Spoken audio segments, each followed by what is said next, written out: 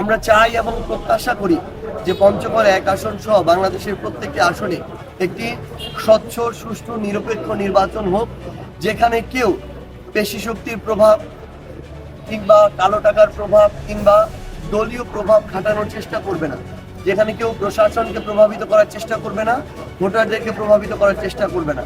ভোটাররা তাদের জায়গা থেকে স্বেচ্ছায় যাকে পছন্দ হবে তাকে ভোট দিবে। এর ফলশ্রুতিতে একটি স্বচ্ছ নির্বাচনের পর যেই নির্বাচিত হোক না কেন, আমরা আমাদের জায়গা থেকে তাকে বিজয়ী হিসেবে অবশ্যই নির্দ্বিধায় মেনে নিই। কিন্তু বিগত কয়েকদিনে মাঠ পর্যায়ে ঘুরে আমাদের কিছু তিক্ত অভিজ্ঞতা আছে, যে কথাগুলো আমরা আমাদের স্থানীয় পর্যায়ে যারা নেতাকর্মী তাদের কাছে থেকে শুনেছি, সাধারণ যারা মানুষ তাদের কাছে থেকে শুনেছি। বিশেষত একটি রাজনৈতিক দল, বাংলাদেশ জাতীয়তাবাদী দল বিএনপির, তাদের স্থানীয় পর্যায়ে ওয়ার্ডের সভাপতি সেক্রেটারি, ইউনিয়ন সভাপতি সেক্রেটারি, ক্ষেত্র বিশেষে উপজেলা সভাপতি সেক্রেটারি কিংবা কিছু কিছু ক্ষেত্রে কোনো পদে নেই কিংবা তাদের কর্মী, এইরকম মানুষগুলো সাধারণ মানুষদেরকে হুমকি দিচ্ছে।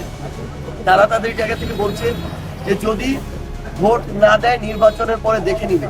তারা তাদের জায়গা থেকে বলছে যে যারা আমাদের সনাতন ধর্মাবলম্বী ভাই বোন তাদেরকে বিভিন্নভাবে হুমকি ধামকি দিচ্ছে, ভয় দেখাচ্ছে।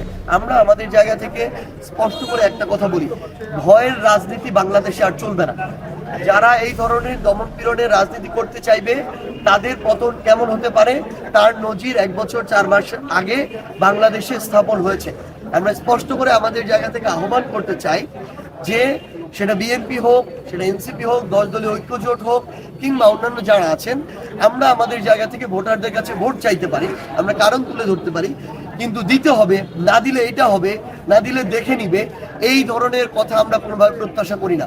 আমরা আজকে স্পষ্টভাবে মৌখিকভাবে অভিযোগ দিয়েছি, পরবর্তীতে আমরা প্রয়োজন হলে লিখিতভাবে অভিযোগ দিব, প্রয়োজন হলে আইনগত ব্যবস্থা নিব, কিন্তু আমরা এটা কখনো মেনে নিব না। আরেকটা জিনিস আমরা আমাদের জায়গা থেকে স্পষ্ট করে বলি, আমরা ছোটখাটো যে বিভিন্ন রাজনৈতিক দলে নির্বাচন আচরণ বিধি অতিক্রম করা, এগুলো নিয়ে এখন পর্যন্ত অভিযোগ সেভাবে দেই নাই। আমরা মনে করি একটু এদিক ওদিক হতেই পারে।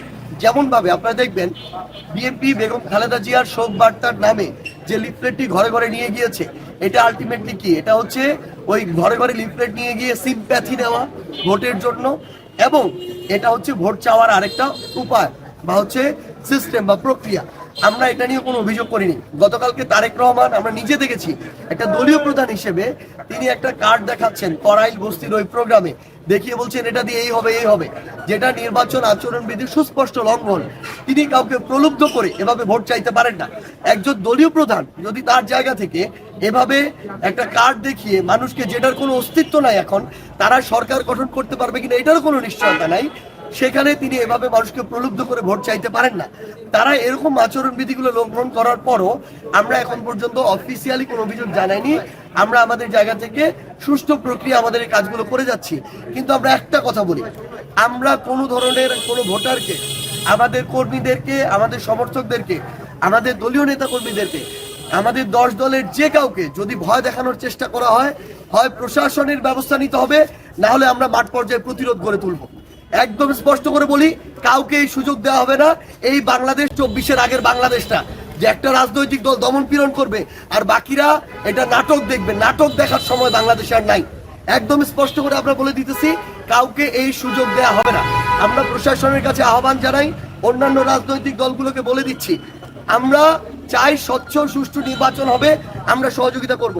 আমরা এখন পর্যন্ত কাউকে ধমক দেইও নাই, আমরা দিবও না, এটা আমাদের রাজনৈতিক ক্যারেক্টারে নাই। কিন্তু আমরা স্পষ্ট করে বলি, আমরা আমাদের জায়গা থেকে এটা মেনেও নিব না, এবং এই ধরনের মিথ্যা প্রলোভন দেখিয়ে জনগণকে যেন বিভ্রান্ত না করা হয় এবং জনগণও যেন বিভ্রান্ত না হয়, সেটা আমরা আমাদের জায়গা থেকে প্রত্যাশা করি। কারণটা, সর্বশেষ কারণটা বলি, কারণ এই যে বিএনপির পক্ষ থেকে এই যে কার্ডের আলাপটা দেওয়া হচ্ছে, এই কার্ড দিয়ে জনগণকে বসে চাল ডাল তেল লবণ সব দিবে, তারা কি জনগণকে অক্ষম করে তুলতে চায়? জনগণ প্রতিনিয়ত তার জীবিকা উপার্জনের জন্য একটা ফাইট করে, যে ফাইটের মধ্য দিয়ে তারা সবসময় নিজে স্বাবলম্বী হয়ে তোলে। যখন এই যে প্রক্রিয়াটা, এইভাবে তো জনগণকে ধীরে ধীরে মানে অক্ষম করে তোলা একটা প্রক্রিয়া করা হচ্ছে, তার কিছু লাগবে না, সব ঘরে এনে দেওয়া হবে, এরপরে নতুন কার্ড আসবে যেটা দিয়ে খাওয়াই দেওয়া হবে। এইরকম করে কি আমাদের এই যে জনশক্তি, এটা কি অক্ষম জনশক্তিকে পরিকল্পনা করার, মানে অক্ষম জনশক্তি তৈরি করার পরিকল্পনা করা হচ্ছে কিনা, এটা আমাদের উত্তর লাগবে। কারণ আমরা মনে করি যে যে কোনো জায়গায় দুর্বল সেটা অর্থনৈতিকভাবে হোক অন্য কোনোভাবে হোক, তাকে সবল করার প্রক্রিয়া নেওয়া উচিত। সহায়তা দিয়ে আরো দুর্বল করার প্রক্রিয়া, এটা দেশকে ধীরে ধীরে ধ্বংসের দিকে নেওয়ার একটা চক্রান্ত। আমরা মনে করি এটা রাজনৈতিক অদূরদর্শিতা তাদের এই পদক্ষেপটি।